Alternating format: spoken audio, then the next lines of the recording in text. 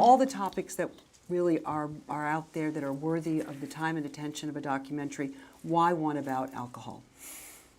Well, I think, everyone here probably knows this. Risky drinking is maybe one of the biggest health problems in our country, and unfortunately women are catching up to men.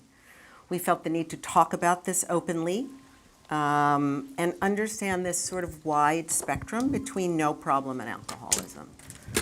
We thought that was something new and important to shed some light on, and also to shed some light on the big questions people have. Do I need to stop?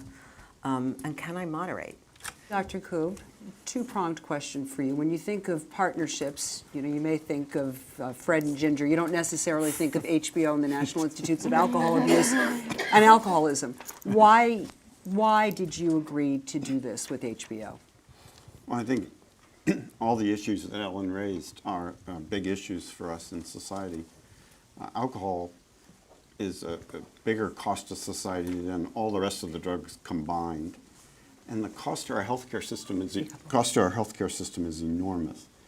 And if we were actually able to prevent and treat alcohol use disorders, you'd save a ton of money on healthcare costs.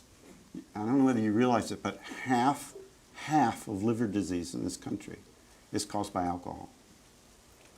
And I'm sorry to say, but when you drink the quantities, that the individual at the end of drinking, it's almost inevitable that he's going to destroy his liver.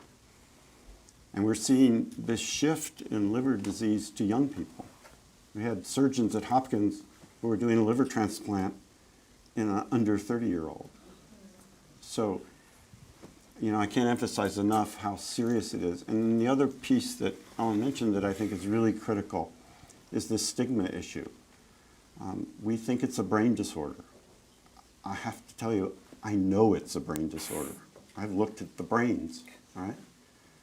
And, we're hoping that if we accept it as a disorder, just like Stephen said, we treat it like diabetes, hypertension.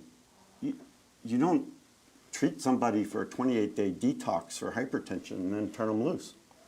So, those are the two major reasons that I can think of. Dr. Koo, for so long, I think that we have looked at alcoholism and alcohol abuse as an either-or. You're either fine or you're all the way like Anil. And this concept of a spectrum is so important. And the fact that you move all over it, and because you're here on a spectrum, doesn't mean you're becoming Neil. You go back and forth. Can you talk a little bit about that?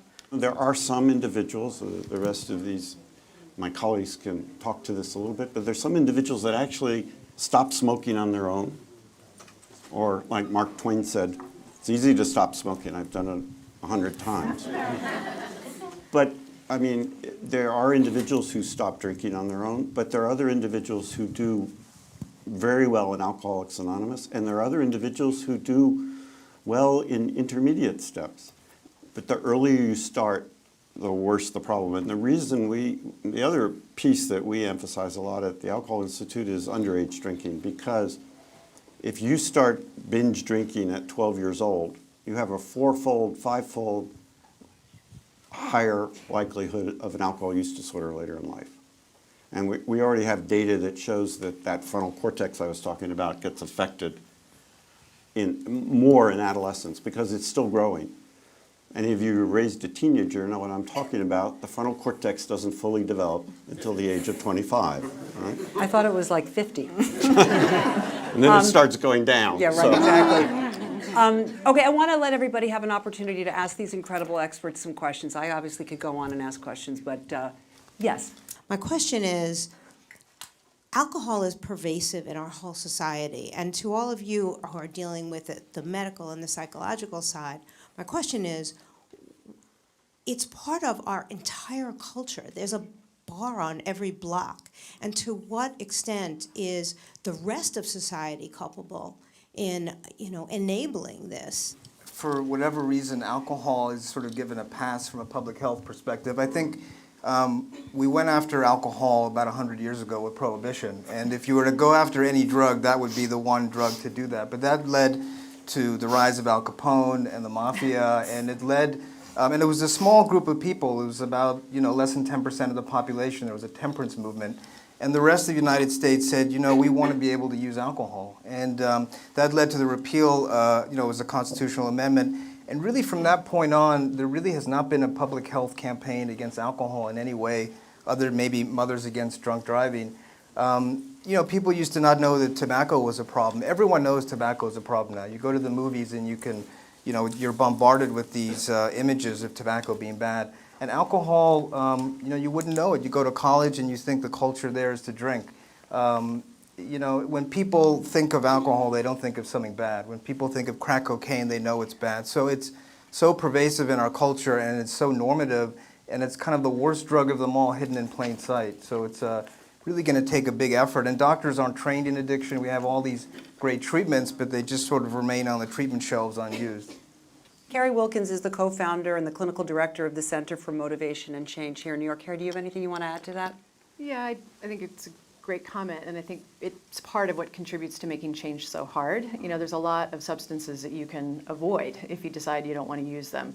Smoking and alcohol, they are readily available, and when somebody's trying to make changes and it's everywhere in their life, and they're walking by a bar or their friends drink heavily, it makes it very complicated. Like Dr. Koob said in the film, you really have to change your whole life and everybody in it. And there's a lot of habit and there's a lot of conditioning that contribute to making those changes really difficult. So, and because it's so accessible.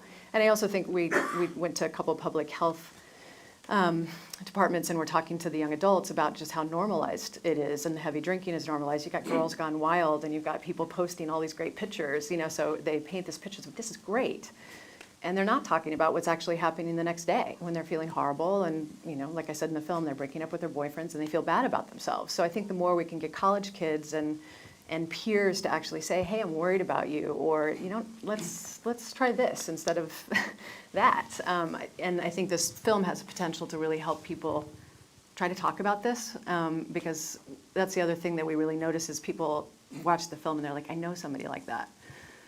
Somebody I really care about is just like that. How can I talk about it? And I think that's a great opportunity that we all have to really start talking about it. We, at the Institute, basically urge people to go toward abstinence, but we'll take anything in between, all right? So that's my view. That's what Deidre and I have talked Deirdre, about many times. You want to add to that? The consensus in our culture is that abstinence is the healthiest goal, but it's not for everyone right away. So we want to take people where they are and accept them and not judge them where they are. Either you were going to give it up, and if you weren't ready, that we'd wait for you to hit rock bottom, and then you could start talking. And it's really changed. It's, I think, a kinder and more gentler treatment model. And we will be evaluating all these different recovery programs because I just made it part of our strategic plan for the Institute. So hopefully we'll be able to get you some information 5 years from now. My question for one of you all is, with someone like Neil, what's the difference between day 29, day 34? He's looking much better. He's clearly, something good is happening. And on day 35, excuse me, it all goes to hell in a handbasket. What happened? And I'm not talking specifically about Neil as much as when people seem to be doing so well, what goes wrong? It's a great question, and following Neil over the course of these several years, to see him get better so often, and then just to have him relapse. Dr. Ross? Well, the majority of relapses happen in the first sort of several months in sobriety, and it depends how far along someone is. Addiction is in many ways a memory disorder, so there's so many triggers, environmental cues, triggers, emotions that cause and conspire for someone to have a relapse. So it takes a huge effort to get someone sober, and relapse is the norm, slips are the norm. And when somebody's drinking so much they're in withdrawal, that process even more drives using from a biological perspective, as you could see in the last segment. So the brain really changes, and there's all these sort of triggers that lead to the person picking the drug, even over their kids. We saw in one of the segments, alcohol use is so insidious, you eventually think that your relationship to it is more important than your kid. So your brain is, completely tricked into thinking this thing is part of your survival when it's actually killing you. relapses can occur because actually the underlying depression has fully Yeah. flared up, and they really, really don't want to drink, but their depression is so insufferable and painful that drinking makes perfect sense. So you actually have to be able to treat lots of things around the problem. And I think helping families know how they can help is another thing that is really missing in our society, because and the medications that are underutilized. I mean, the number of people actually getting treatment and getting good treatment is unbelievably low. And people don't know about medications, and they don't know about their options. So I hope this film gets people knowing about that as well. I'd like to just say one more quick thing, and that is, we talk about the physical withdrawal, but for me that's just a marker. Because in protracted abstinence, you can go months, but you're still hypersensitive to emotional pain. And so somebody can just say something, you know, and boom, it can be a trigger, as Stephen was saying.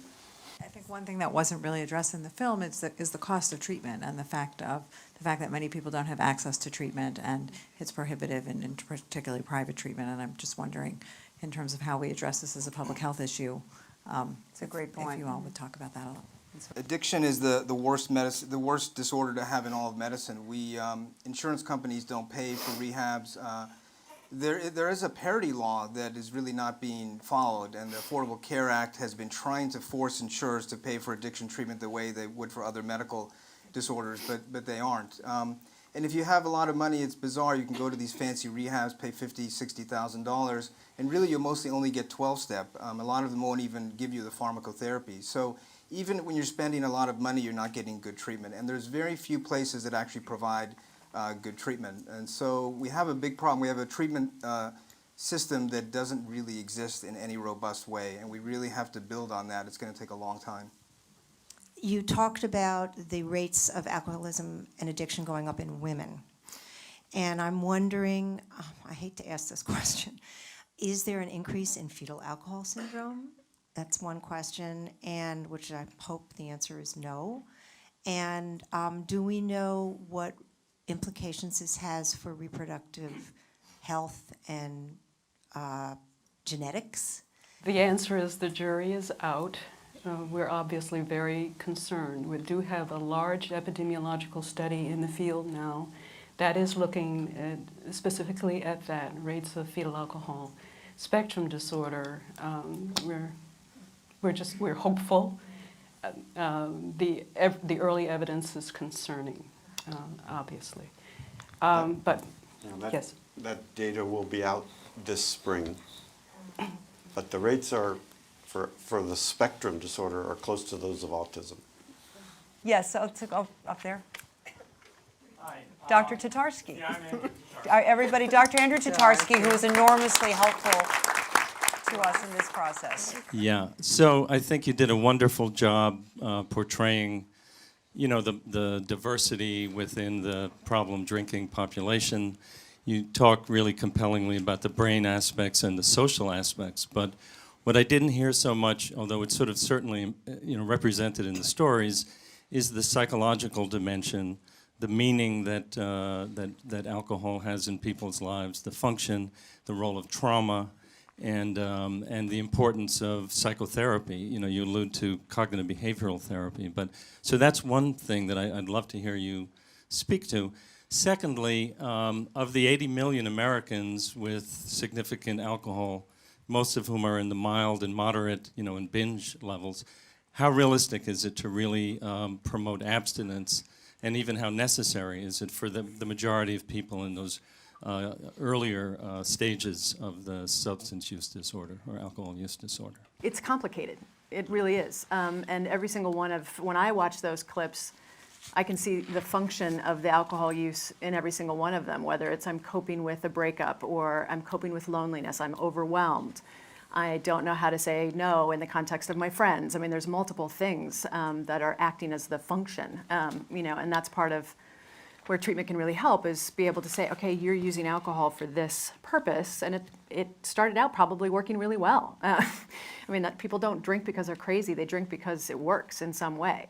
So to be able to help them understand, okay, let's give you other skills, or let's help you understand the problem in a different way and look at your life and shift your life around so that you don't need this chemical to achieve these goals, I think is really empowering for people, because they don't want to I mean, none of those people in those videos said, this is awesome, this feels great. They're all struggling with it. They all articulate feeling really bad about it. So I think to be able to offer people multiple pathways out and be able to treat all the things around the problem is super important. And I think that's where the system has failed so far, is that they've just said, just take the alcohol out. Like, just stop drinking. When it's just a massive, it's all parts of your life that need to be addressed. So I'll say that piece of it. These guys can speak to Anybody, the... Deirdre, Dr. Ross? George? I just want to correct a fact, though, which is about 14% of the U.S. population meets the severe category of alcohol use disorder, okay? It's not as, maybe twice that many have an alcohol use disorder. But it's a large number of people. Go ahead. Just Dr. a Roach. note about the depression and anxiety end of this is a huge issue for women. By some estimates, women are almost twice as likely to experience depression and anxiety in their lifetime, and that split in the rates of depression and anxiety begins in mid-puberty. So quite early, we see that's the time when girls are receiving a lot of messages about their worthiness or lack thereof. We see them having serious problems with body image. We see them doubting their ability to be the physicist or the engineer or the mathematician, doubting their intelligence, and they're learning shame. The key is going to be how do we get the young people who say, this is what we do, to stop thinking that way. Because that's what they'll tell you. When we were growing up, when I was growing up, even if you did drink, it's a few drinks, it's 5 drinks. These guys are doing 24. And so what we saw tonight is not unusual, and I don't think people realize it, and I don't know how we're going to stop it. And that's what I want to get the answers to. I just want to say that's why we joined with HBO to do this project. We have to change the culture around drinking. And there is a culture right now that promotes the binge drinking, and we see it steadily increasing. We're taking steps at NIH. I mean, we have sent out what's called College AIM. It's a matrix of prevention programs to every university in the country. And the Surgeon General just released a Surgeon General's report, the first one on addiction ever. And that was a week ago. So, I mean, the timing of this, from my perspective, is perfect. I have a question for Dr. Koop. With marijuana being legalized in more and more states, do you think, is that going to help or hinder the addiction issues with alcohol? There was a concern of the beverage industry that legalizing marijuana in Colorado was going to reduce their sales, and it's been the opposite. So at this point, we are working with the National Institute on Drug Abuse. We're charting the changes in use of marijuana and marijuana use disorder with alcohol use disorder, very specifically in the states that have changed their laws. We're following the laws, we're following the epidemiology. And so there's a lot of activity in that domain, but the answer is we just don't know at this point. We're going to take 2 more questions. Yes. Just a quick question for those of us who safely enjoy a glass of wine in juxtaposition to risky drinking. What is safe drinking, and how do we measure that for ourselves? Obviously, the film gives us a lot of different examples of possibilities in terms of what could happen, but how do we kind of live our lives in a way that helps us not get to that point? Really, examining your relationship with alcohol and, never needing it for a purpose, right? I mean, if it's I need it to reduce my stress, I need it to avoid this pain, I need it to, those are when you should be what am I relying on this so much for? Being able to have days off, multiple days off, in the case of women, not drinking more than 3 drinks. In the case of men, not drinking more than 4, so you're not binging. There's all sorts of kind of numbers you can throw at it, but I think it's really being able in yourself to really know, it's not causing me any problems, and I don't need it. And those are really, if you can kind of grapple with those questions within yourself and be honest about it, I think that's a really important step. We're going to take one last question. Yes. Hi, Dr. Ross, you had commented in the film about a couple of pharmacotherapies. I was wondering if you could comment perhaps on the ongoing NYU trial with psilocybin. Well, we have an active experimental trial using psilocybin-assisted psychotherapy to treat alcoholism. LSD was part of psychiatry from the 50s to the 70s, and there were thousands of participants that were treated with LSD, and there were randomized controlled trials.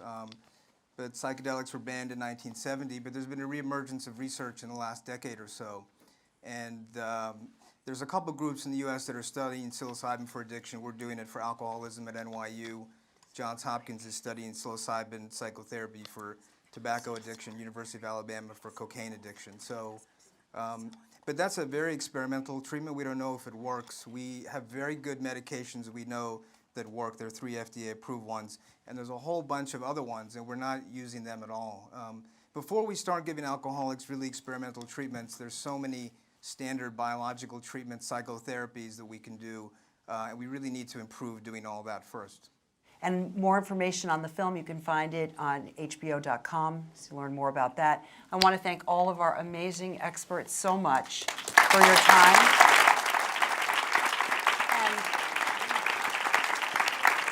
And we can never thank our participants enough, ever, because documentaries don't get made without you.